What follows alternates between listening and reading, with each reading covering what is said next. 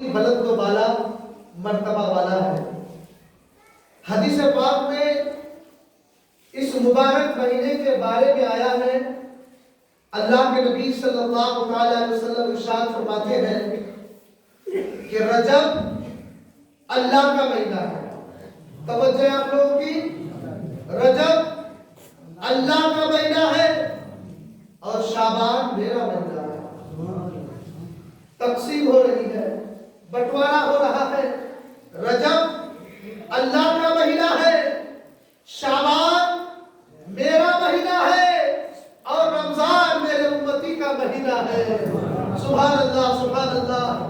بٹوارے میں بے ایمانی ہوتی ہے، بٹوارے میں لڑائی مار ہوتی ہے، بٹوارے میں کیس مقدمہ ہوتا ہے، کوئی زیادہ لیتا ہے، کسی کو کم دے دیتا ہے، مگر میرے آقا کریم صلی اللہ علیہ وسلم کی عظمت پر قربان جائیں گے کہ گنہگار امتی کو میرے مصطفیٰ نے بھولا نہیں۔ مہینہ اللہ کا ہے، سال اللہ کا ہے، دن اللہ کا ہے، یہ دنیا اللہ کی ہے، ساری چیزیں اللہ کی ہے۔ ان اللہ علی کل شیء قدیر، اللہ تعالی ہر چیز پر قادر ہے، مگر مصطفیٰ کا کرم دیکھیے، مصطفیٰ جان رحمت کی رحمت پہ قربان جائیں گے۔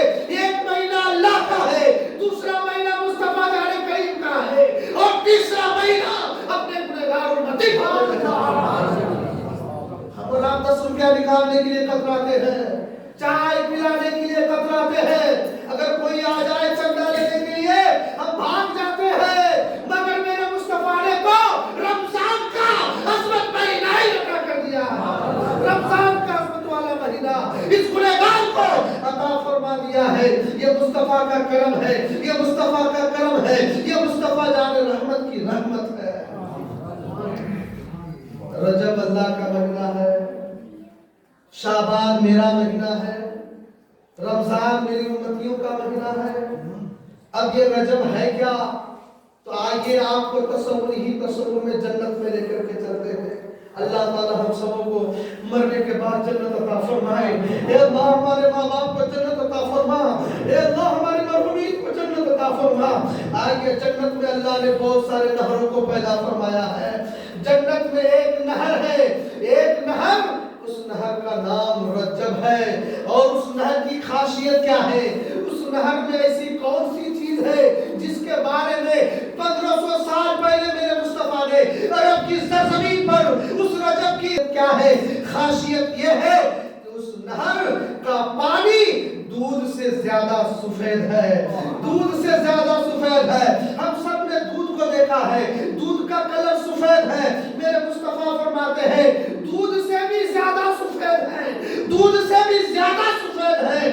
آگے ارشاد فرماتے ہیں اب اس کا کلر دودھ سے زیادہ سفید ہے تو اور کون سی خاصیت ہے؟ میرے مصطفیٰ فرماتے ہیں اس نہر کا پانی شہد سے زیادہ میٹھا، اس نہر کا پانی شہد سے زیادہ میٹھا ہے۔ ہم آپ سبھی لوگ شاید شہد کو چکھے ہیں، شہد کو کھائے اور پیے ہیں، مگر شہد بہت میٹھی چیز ہے۔ میرے مصطفیٰ فرماتے ہیں شہد سے زیادہ میٹھا ہے، اور آگے فرماتے ہیں برف سے زیادہ ٹھنڈا ہے۔ اب اور آپ فریج کا پانی پیے ہوئے ہیں، برف کا گولا کھائے ہوئے ہیں، کتنا وہ ٹھنڈا ہے۔ یہ ٹھنڈی کا موسم چل رہا ہے، ابھی ہینڈ پائپ سے پانی دباؤ گے کتنا ٹھنڈا پانی لگتا ہے۔ ابھی 2 دن پہلے کتنی ٹھنڈی ہوا چل رہی تھی، اس سے بھی زیادہ ٹھنڈا پانی ہے۔ اے مصطفیٰ جان کریم، یہ جو رجب نہر ہے، جو دودھ سے زیادہ سفید ہے، جو شہد سے زیادہ میٹھا ہے، جو برف سے زیادہ ٹھنڈا ہے، اے پیغمبر آقا کریم، یہ کس کے لیے اللہ تعالیٰ نے پیدا فرمایا؟ تو میرے مصطفیٰ نے فرمایا ہے یہ اس نہر کا پانی اس انسان کو پلایا جائے گا جب رجب کا مہینہ آئے گا، وہ اللہ کی رضا کے لیے، اللہ کو خوش کرنے کے لیے جب اس مہینے میں روزہ رکھے گا، اسی کو یہ جام پلایا جائے گا، اسی کو عطا کیا جائے گا، اسی کو ہی پلایا جائے گا۔ مسلمانوں جاگو، اللہ کو راضی کر لو، کب موت آ جائے ہم بتا نہیں سکتے۔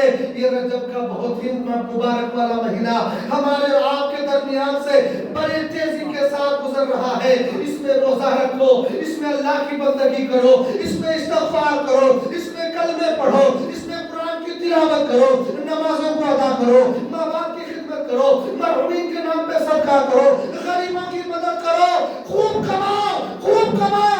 یہ اللہ کا مہینہ ہے، اللہ راضی ہو جائے گا، تم کامیاب، اللہ راضی ہو جائے گا، کامیاب ہو جاؤ گے۔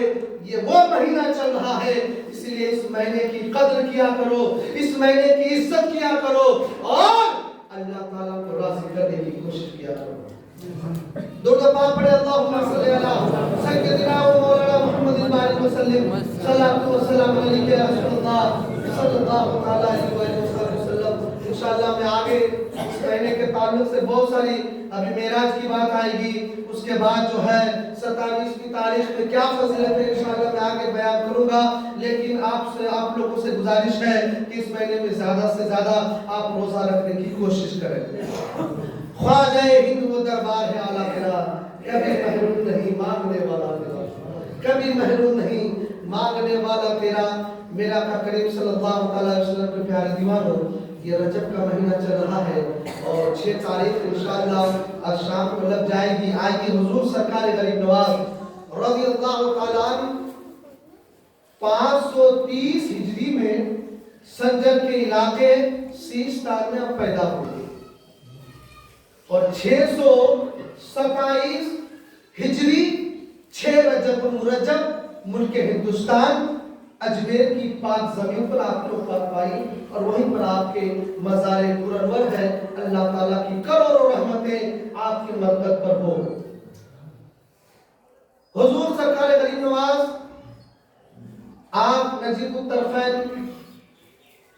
سید ہیں، باپ کی طرف سے بھی ماں کی طرف سے بھی، سبحان اللہ۔ باپ کی طرف سے آپ حسنی سید ہیں اور ماں کی طرف سے آپ حسینی سید ہیں۔ 14ویں پشت میں جا کر حضرت مولا کائنات شیر خدا سے آپ کا نسب جا کر کے آپ کی والدہ فرماتی ہے کہ جب معین الدین میرے پیٹ میں تھا، میرے گھر میں اللہ کی بے شمار رحمتیں برس رہی تھی اور مجھے اچھے اچھے خواب نظر آ رہے تھے، اور جو میرا دشمن تھا وہ بھی میرا دوست ہو رہا تھا۔ یہ آپ کی برکت ہے۔ حضور غریب نواز پیدائشی ولی ہے اور اسی طریقے سے آپ اس دنیا میں آتے ہیں، اور جب آپ کی عمر شریف جب 7 سال تک ہو جاتی ہے، والد کے ہی زیر عاطفت میں آپ تعلیم حاصل کرتے ہیں۔ اس کے بعد علم دین حاصل کرنے کے لیے آپ سنجر کے علاقے میں یونیورسٹی مدرسوں دارالعلوم کی طرف آپ رواں دواں ہوتے ہیں، اور 15 سال کی عمر شریف تک الحمدللہ آپ نے ان تمام علوم کو حاصل کر لیا، علم و حدیث، قرآن تفاسیر اور دیگر تمام علوم کو آپ نے حاصل کیا، اور 15 سال کی عمر میں آپ کے باپ کا سایہ آپ سے اٹھ چکا، آپ کے والد محترم کا انتقال ہو گیا۔ اس کے بعد آپ کے 2 بھائی تھے، آپ کے حصے میں ایک ہرا بھرا درخت، ایک ہرا بھرا باغیچہ اور ایک پنچکی آپ کے حصے میں آیا۔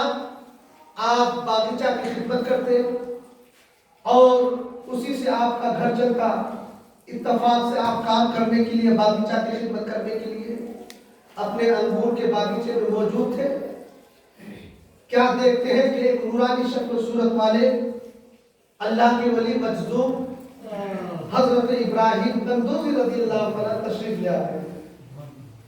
جیسے ہی حضور سرکار غریب نواز کی نظر اس اللہ کے ولی پر پڑتی ہے، اب فوراً تیزی کے ساتھ بھاگ کر ان کے پاس جاتے ہیں، سلام عرض کرتے ہیں اور بڑی عزت کے ساتھ ہاتھ پکڑ کر ایک سایہ دار درخت کے نیچے بٹھاتے ہیں اور ایک تازہ انگور کا گچھا توڑ کر صاف صفائی کر کے ان کی بارگاہ میں پیش کرتے ہیں، اور خود 2 زانوں پر اس اللہ کے ولی کے سامنے بیٹھ جاتے ہیں۔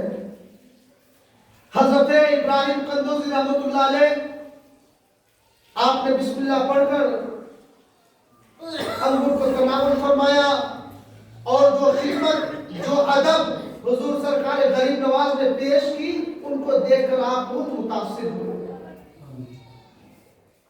आपने अपनी झोली से रोटी का एक टुकड़ा निकाला और अपने मुंह में डालकर दांतों से चिबाकर हुजूर सरकार गरीब नवाज को खिला दिया। वो रोटी का टुकड़ा खाना था कि जिसकी बिना पर हुजूर सरकार गरीब नवाज की दिल की कैफियत बदल गई। इस दिल में अल्लाह के नूर ने घर बना लिया और धीरे धीरे माल और दौलत की मोहब्बत आपके दिल से निकल गई। आपने अपने बागीचा को और सारी चीजों को बेचकर उन पैसों को हासिल करके गरीबों मसाकिनों में जरूरतमंदों को पेश कर दिया और एक सच्चे पीर की तलाश में आप घर से निकल गए। उस जमाने में एक से एक औलिया कामिलीन मशाइख इज़ाम मौजूद थे, जिनकी भी बारगाह में जाते हर ये यही जवाब देते हुए नजर आते, आई मोइनुद्दीन तुम्हारा हिस्सा हमारे पास नहीं है, किसी और के पास है, तुम चले जाओ। जिनके पास भी जाते अल-मुख्तसर हुजूर सरकार गरीब नवाज रज़ियल्लाहु तआला ने रुख किया बगदाद शरीफ की तरफ। एक रवायत में यह आया है कि आप रास्ते से चल रहे थे कि अचानक एक बुजुर्ग जिनके चेहरे से नूर टपक रहा था, वो सामने से आ रहे थे। हुजूर गरीब नवाज इधर से जा रहे हैं। हुजूर सरकार गरीब नवाज फरमाते हैं कि मैंने कभी उनको नहीं देखा। उन्होंने देखते ही मुझे कहा, बेटा मोइनुद्दीन, अरे बेटा हसन, तुम चले आए। हुजूर गरीब नवाज फरमाते कि मैंने कभी उन बुजुर्ग को देखा नहीं था, कभी मुलाकात नहीं हुई थी, मगर ये मेरा नाम जान रहे हैं। कहा कि मैंने सलाम किया, अदब के साथ खड़ा हुआ, कहा, मैंने कहा आप कौन, आप मुझे कैसे पहचानते हैं? तो बुजुर्ग ने कहा, बेटा हसन, तुम्हारे इंतजार में ही अब तक मैं जी रहा हूं, तुम्हारे ही इंतजार में अब तक मैं जी रहा हूं, तुम्हारा हिस्सा मेरे पास मौजूद है। कहते हैं कि वो हुजूर सैयदना ख्वाजा उस्मान हारूनी थे, मगर जो हुजूर सरकार गरीब नवाज ने बताया है कि मैंने कैसे पीर से मुलाकात की, वो समाप्त करें। कहते हैं कि मैंने बगदाद का सफर तय किया और शहर बगदाद में शेखुल मशाइख हजरत जुनैद बगदादी रज़ियल्लाहु तआला की जामा मस्जिद में मैं हाजिर हुआ और वहीं पर पीर की ऊपर निगाह पड़ी। नूरानी चेहरे वाले मौजूद थे, उनके इर्द गिर्द बहुत सारे मशाइख इज़ाम भी मौजूद थे। मैंने अदब के साथ सलाम किया, दस्तबोसी की, कदमों को बोसा लिया। तो हुजूर सरकार सैयदना ख्वाजा उस्मान हारूनी ने फरमाया,